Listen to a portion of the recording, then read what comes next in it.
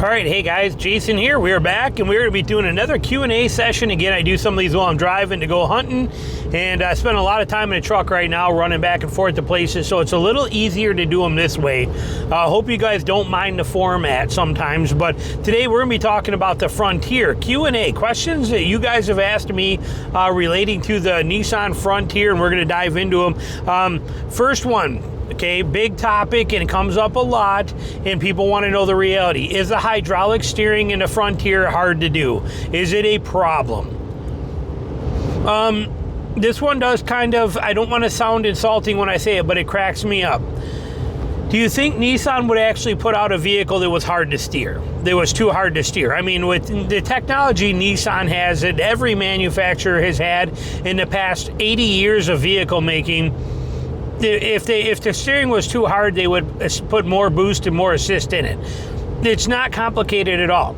Let me put it to you this way: the Nissan Frontier is very similar to a 4Runner. A 4Runner is also hydraulic steering. Okay, again, it's no big deal. Hydraulic steering is how many vehicles were for a very long time before they went to electronic steering. And electronic steering is much more finicky, much weaker, is not as good. Believe it or not, hydraulic steering is the strongest system that's out there for the most part in consumer type vehicles. So realistically, in my opinion, I think the hydraulic steering that's in it is a blessing. It allows you to even put a snowplow on a Nissan Frontier, where, like I said, you can't even put a snowplow on an F-150 very well because of the electronic steering these days. So I don't have a problem with the hydraulic steering at all. I think it's fine. Test drive one to see for yourself, but realistically, it's not. The whole problem of it is non-existent. It's just people looking for something to complain about. That's all it is. People looking for something to complain about. When you have 80-year-old ladies, literally 80-year-old ladies driving Frontiers around, and they're not complaining about it, but then you got 30-year-old guys driving it around complaining about it, something is kind of wrong with the scenario here.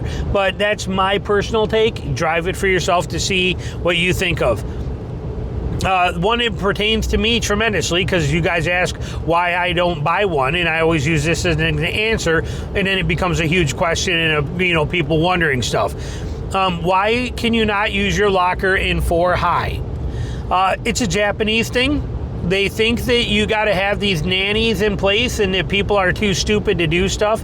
Toyota is the same way. Toyota will not let you use your locker in 4 high. They're afraid that you will do it, you will screw something up, and then you will blame Toyota for it, or Nissan in this case too. Nissan thinks that you'll engage that locker, screw stuff up, and then you will blame it on them for it, or something will happen, and they don't trust you. They don't trust you to be smart enough to know what to do with a locker, so they're not going to give it to you in 4 high. That's their attitude. And in typical Nissan and Honda and Mazda and Toyota and all these Japanese companies, they don't care about your input. They don't care. They don't change because many people ask them to. They only change because the bean counters say they do, or because it adds up to them that way. They don't care what you want. Look at how long we've been waiting for Toyota to put stupid tow hooks on the front of a Tundra.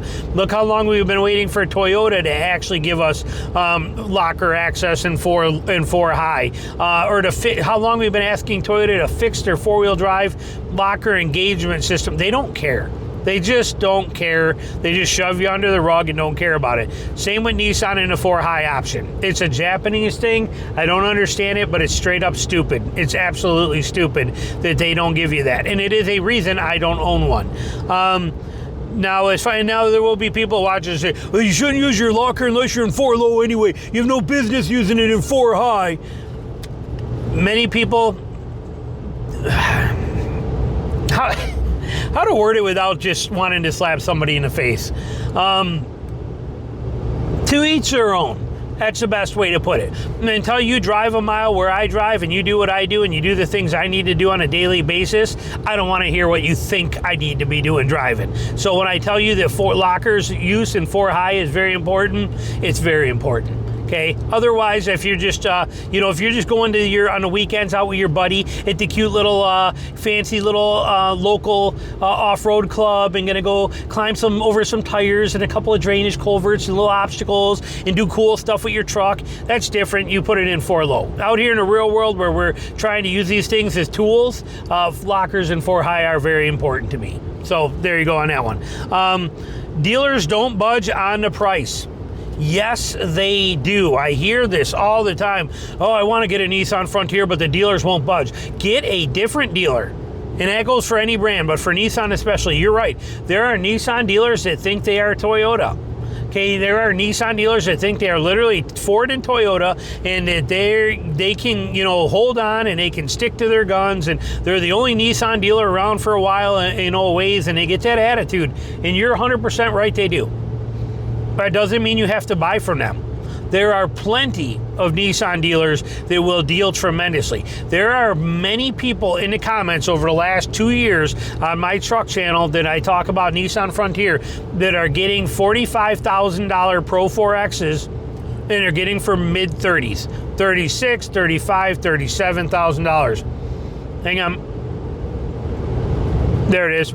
That was a piece of beef jerky from this morning at like 7 a.m. and I just got it. Oh, that is so refreshing. And a kind of a nice little snack there all at one time. Worked out good. Next one on our list, a water pump issue. My God, I'm so tired of hearing about the stupid water pump, the stupid internal water pump. They have been using an internal water pump for over a decade.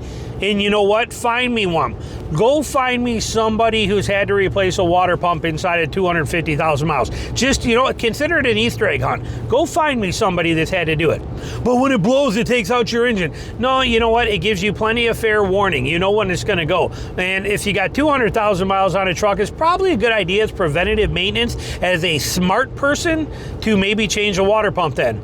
Well, it's not bad yet. Well, you know what? Many things aren't bad yet, but there's a lot of things that can go wrong. When they do go bad, they're going to blow your engine. So if I had a Frontier, at about 150, 175,000 miles, I'd probably change the water pump. It only costs $2,400 to do it. Only? How can you say only? If you got 150,000 miles out of a perfect running truck and it's doing good for you, $2,400 is a drop in the hat. By that time, you will have probably already spent 5 times that much on tires to get it there. Okay, again, be realistic here. That internal water pump, non-issue, non-event, non-issue. Sick and tired of hearing about it. I truly am. Well, it's a bad design. Apparently not, because it's not failing ever for the life of the vehicle. They're just running and running and running and running strong. So apparently it's not a bad design. It's a dang good design.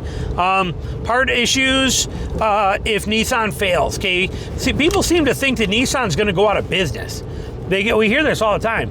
Oh, I'd buy a Nissan, but they may not be around. What are you going to do if you can't get parts? Nissan is not going anywhere. Nissan is a very smart company. They're doing it. Well, they're not smart. Look at how in debt they are.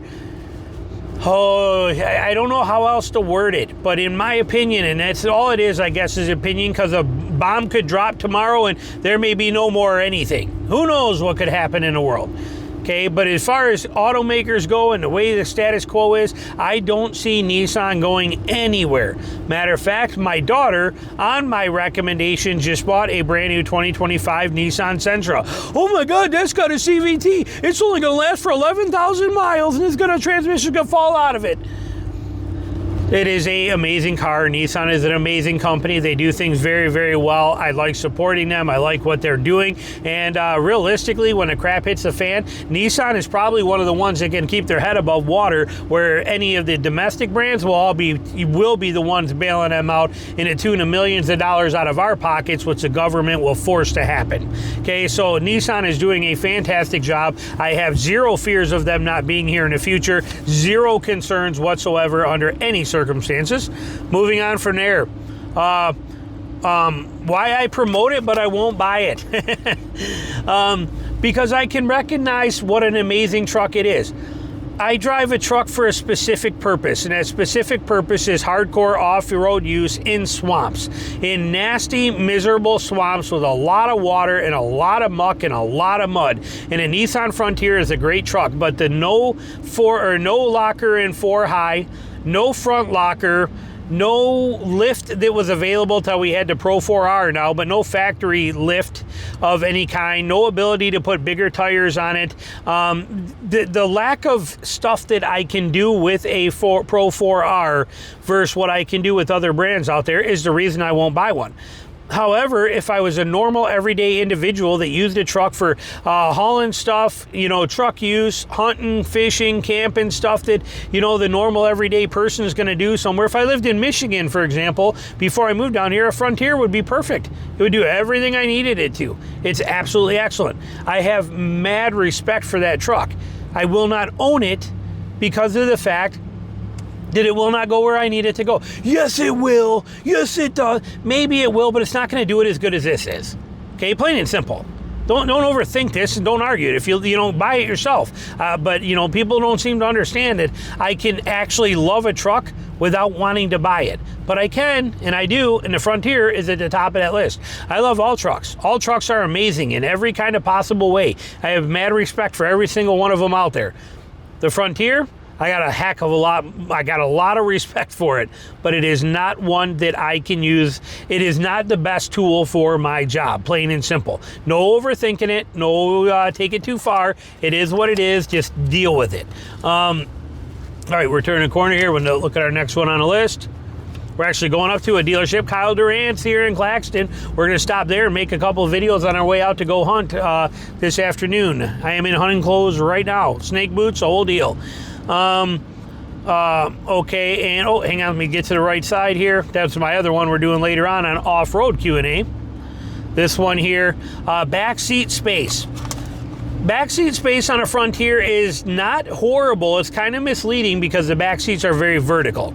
So it makes it look like you have more space than you do. It's not a ton of space back there, but it is plenty. And it is, because they make the back seat so vertical, it is comfortable enough for even adults to sit back there for a short period of time. It is not a truck where anybody sitting in the back seat is going to want to be back there for a 5 or 6 hour road trip. However, it does work, and it does work very well. Again, it is a mid-sized truck, so I wouldn't, don't be trying to compare it to a Ford F-150 or a Ram 1500. It's not there, but it is good. And I think they made the right move by making the back seat height or the angle more vertical, so you sit more upright like this, because it moves your butt back closer to the back wall and it gives you more leg room, and that's important. Again, it's more giving you short-term comfort and more space for a short-term trip than giving you long-term kind of thing, and giving you the option for long-term kind of. What is going on? These people, what are they doing? I don't understand the concept of people sometimes. I just don't get it. But it gives you that long-term, or better short-term than it does short-term big comfort versus long-term more comfort. So you get more room, if that makes sense to you and you can understand it in there. So we are pulling into Kyle Durant's right now. We are here, but I might have 1 or 2 more questions on here that we might finish out real quick while we are on this video here. Let's take a look. Slower and park, and let's take a jab at this. Okay, here we go. Is the 3.8 a gutless engine being naturally aspirated? More people say this than anything. What do you need your truck to do? Okay, I mean, I can get it if you're buying a Corvette, if you're buying a Camaro, you're buying a Mustang. Some of that kind of stuff makes sense. You're buying a 911. I understand what the plan is there. Ferrari. Why do you need any truck to be fast? I don't get it. I don't understand it at all. Does the 3.8 liter engine that you got in that, what is it, 300, I think it's 280 or 305 horsepower, I think it is, 290 feet-pound of torque, and don't get me, quote me, I may be off, but I think we're right in that general ballpark on there. What does it do for you?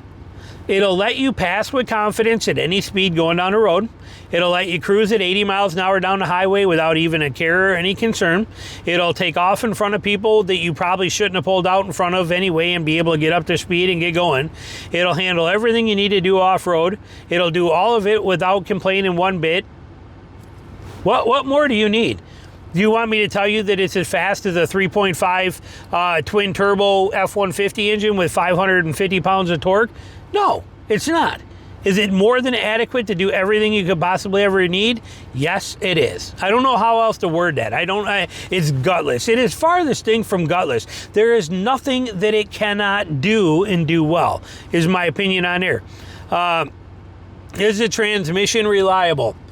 Is any part on any vehicle reliable today? Do we really know? How many times have I said that anything that has a VIN number is a ticking time bomb? Anything can go down at any time it wants to. Yeah, but if you pick one statistically that have been better proven, does it matter? The Honda Ridgeline was one of the most, Honda in that Ridgeline was one of the best vehicles, most reliable vehicles ever made. Now there's 1.5 million of them under investigation over a 4-year period for engine failure. Okay, none of it matters. Everything can go bad at any given time. Any problem can come up at any given time. But technically speaking, yes, the 9-speed transmission, yes, it's made by Jayco. Okay, they do a good job. Yes, it's based on a Mercedes design, but built by Jayco. I've not heard of many complaints on it. Well, it hunts for gear sometimes. So what? So did the Tacoma. And the Tacoma, for that 3rd gen Tacoma, is by far one of the most amazing, reliable vehicles you could ever buy today, and that's why people bought it. So I don't care if it hunts for gears once in a while. It's a naturally aspirated V6. It's got to hunt for gears sometimes. It's plain and simple. It's the way it works. But technically speaking, it's been doing very well. And the last question, the new one is coming out in 2028 is what we are understanding. I keep getting told that. When will it be here? What's it going to do? We know that it is going to be on a brand new platform, which will also share that frame design. It'll be body on frame. It'll be the Frontier, the Xterra, and the Pathfinder will all be on, and one of the Infinities will be on there. They will all be on that new frame system. We know that it's going to be optioned as a hybrid. We hope that they keep the 3.6 as a base option, and we know nothing else yet at this time. That's really all we know. Everything else is speculation, but that's what we know for sure. There will be a hybrid. It'll be a complete new ground-up redesign, just like the Toyota Tacoma and Tundra. How you got the Tundra and a Tacoma and a 4Runner and a Sequoia. They are all, and a Land Cruiser, are all on the same exact frame. It's the same exact frame. Nissan is doing something similar. Okay, Stellantis is going to be doing something similar. This is the way of the future. Minimize that stuff, make it simpler for everybody, and that's what we know is happening. And we believe 2028 is when that'll be. So there you go, some Nissan Q&A for you. Put some stuff down below if you have any questions, need anything answered, put it in here for me. I'm happy to do it for you. Thanks for watching. All right.